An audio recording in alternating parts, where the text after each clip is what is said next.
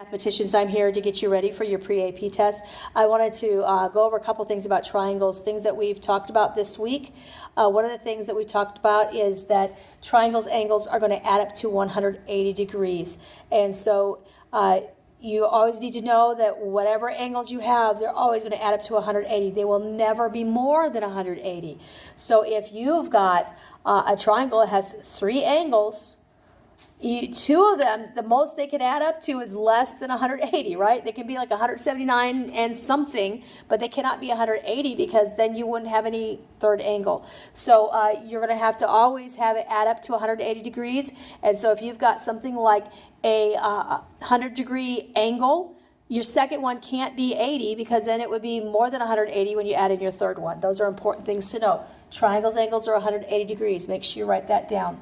The next thing that we want to look at is that equilateral triangles have equal angles. It has equal angles, and we know that because it has equal lengths of sides. If all the sides are equal, then all the angles are also equal. So it'd be pretty easy to figure out what those angles are. If we have 180 degrees and there's three angles and they're all equal, we should be able to figure out what the answer to that is pretty easily.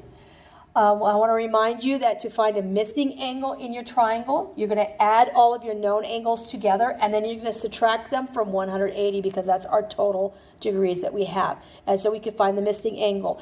Your missing angles may be labeled with your degrees that it is, or it may be something like a right angle that's going to have that little box on it, and that little box tells us it's a 90-degree angle. So we don't have to write 90 degrees on it because we know it's 90, and then you can add it to your other angles.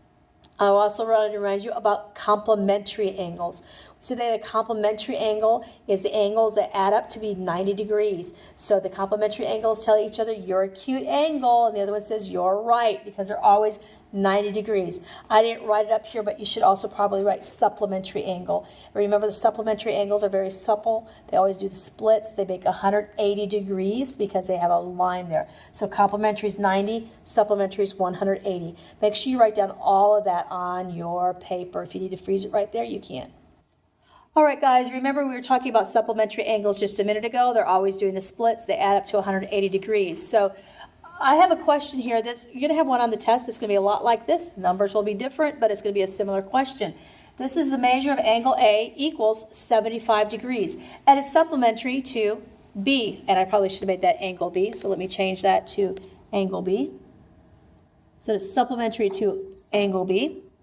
And angle B equals 5x. We need to know what x equals. Sometimes it helps me to draw a picture on stuff like this, so I could draw my supplementary if I wanted to and put my 75 over here. Actually, my 75 would be over here because it's going to be less than 90. And then I know over here I have 5x. So really what I have here now is an algebraic equation, don't I?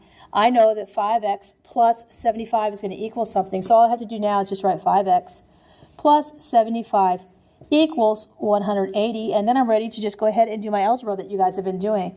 Minus 75 on both sides, I get 5x equals 105, and then all I have to do is just divide both of those by 5 in order to find x. The one that you get on your paper is not going to be exactly like that, but it's going to be similar. So what I would recommend when you see something like this, and it's just in words, you might want to draw yourself a picture, because sometimes when you draw yourself a picture, it makes it a little bit clearer, it makes it a little bit easier to figure out.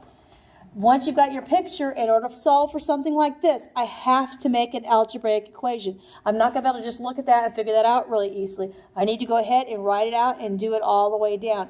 If you want to copy that down just to see how to do that kind of problem, you are welcome to do so, but this is not required on your notes. I just want to make sure you knew how to do that kind of problem.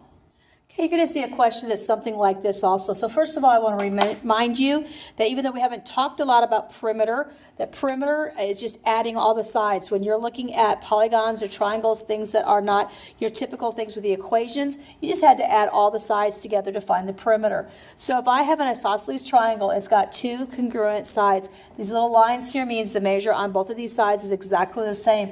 And I know that each of these sides is x, but I don't know what they are. And I know that the other side is 10, and I know my perimeter is 40. All I have to do is, once again, put this into an algebraic equation.